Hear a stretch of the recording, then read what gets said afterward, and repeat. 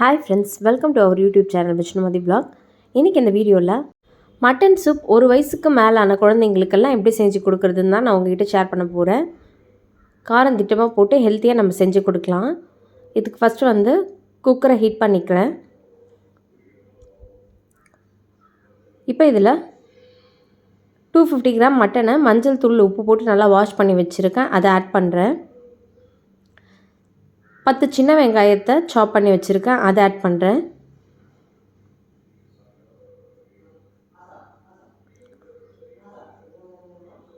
ஒரே ஒரு தக்காளி கொஞ்சம் மீடியம் சைஸில் இருக்கிறத கட் பண்ணி வச்சுருக்கேன். அதை ஆட் பண்ணுறேன்.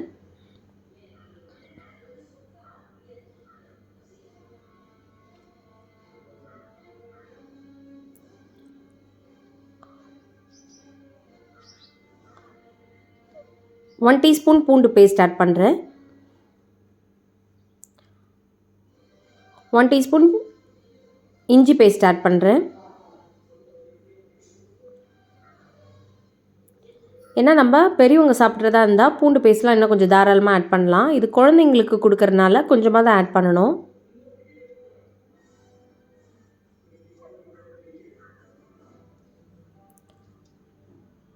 ½ டீஸ்பூன் மஞ்சள் தூள் ஆட் பண்ணுறேன்.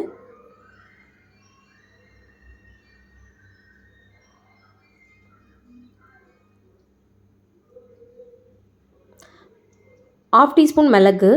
காரத்துக்கு இதை தான் நம்ம முக்கியமாக ஆட் பண்ணுறோம். கொஞ்சமாக மிளகாய் தூள் ஆட் பண்ணுவேன் நான். இப்போ வீட்டிலே மஞ்சள், தனியா, காஞ்ச மிளகாய் சேர்த்து அரைச்ச மிளகாய் தூள் 1 டீஸ்பூன் மட்டும் ஆட் பண்ணுறேன்.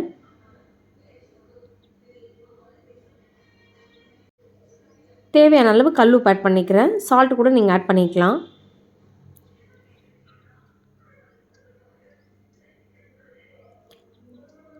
ஃபஸ்ட்டு இதை நல்லா மிக்ஸ் பண்ணணும். நம்ம தண்ணி ஆட் பண்ணிட்டுறேன். எந்த அளவுக்கு நமக்கு சூப்பு வேணுமோ அந்தளவுக்கு தண்ணி ஆட் பண்ணணும். நான் கொஞ்சமாக பேபிக்கு மட்டும் தான் பண்ண போகிறனால ஒரு 300 ml அளவுக்கு தண்ணி ஆட் பண்ணுறேன். நல்லா இதை மிக்ஸ் பண்ணிடலாம். ஒரு ஊரில் கிடைக்கிற மட்டன் ஒரு மாதிரி இருக்கும். எங்கள் ஊரில் எப்பயுமே கொஞ்சம் முத்துனதாக தான் எங்களுக்கு கிடைக்கும். ஸோ ஒரு 10 விசில் வேக விடுவேன் எப்பயுமே நான். ஸோ இப்போ இதையும் மூடி போட்டு க்ளோஸ் பண்ணி 10 விசில் வர வரைக்கும் நல்லா குக் பண்ணி எடுக்க போகிறோம்.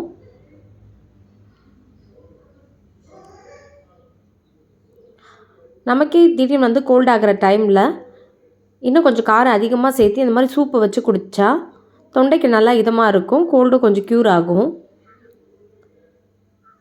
இப்போ ப்ரெஷர் வந்த பிறகு மேலே விசில் போட்டுடலாம். 10 விசில் வேக விட்டாச்சு. இப்போ ப்ரெஷராக ரிலீஸ் ஆன பிறகு ஓப்பன் பண்ணி பார்க்கலாம்.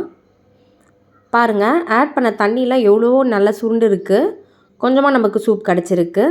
இன்னும் கொஞ்சம் அதிகமாக சூப் வேணும்னா இந்த ஸ்டேஜில் கூட தண்ணி இன்னும் கொஞ்சம் எக்ஸ்ட்ரா ஆட் பண்ணிவிட்டு காரம் தேவையான அளவு போட்டு உப்பு கொஞ்சம் ஆட் பண்ணிவிட்டு ஒரு 10 மினிட்ஸ் கொதிக்க வச்சிங்கன்னா சூப் எக்ஸ்ட்ரா கிடைக்கும் நமக்கு. இப்போ இதை சர்வ் பண்ணிட்டா ரொம்பவே டேஸ்டி அண்ட் ஹெல்த்தியான மட்டன் சூப் ரெடி. கண்டிப்பாக நீங்களும் உங்கள் வீட்டு குழந்தைங்களுக்கு இதை செஞ்சு கொடுத்து பார்த்துட்டு எப்படி வந்ததுன்னு மறக்காமல் கமெண்ட் செக்ஷனில் ஷேர் பண்ணுங்கள்.